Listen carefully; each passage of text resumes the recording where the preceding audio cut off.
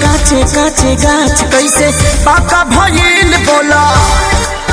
हाँ बोला का बोले हाँ रतिया सोहाग वाली काका भइल बोला। काचे काचे गाछ कैसे पाका भइल बोला। हाँ खेल गइलू की खेल भइलू बोला।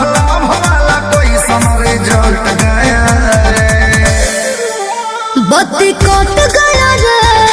अच्छा सैया सट गया रे।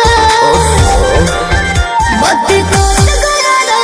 सैया सट गया रे।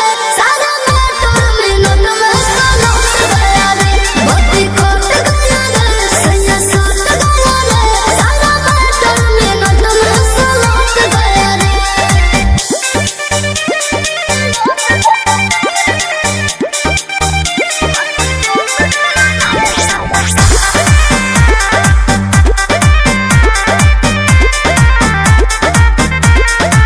हो राजी खोला ना कैसन धमाल हुआ जी।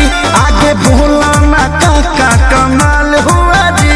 हमरा गलिया के सोना ऐसन हाल हुआ जी। जैसे सेव को समेरे लाल लाल हुआ जी। हो राजी खोला ना कैसन धमाल हुआ जी। आगे बोला ना काका कमाल हुआ जी। हमरा गलिया के सोना ऐसन हाल हुआ जी। जैसे सेव को समेरे लाल लाल हुआ जी। मजा मिला लिया कि साजा मिला। प्यारी पूरा हुआ कि कुछ घट गया रे। बत्ती कट गया रे। सैया सट गया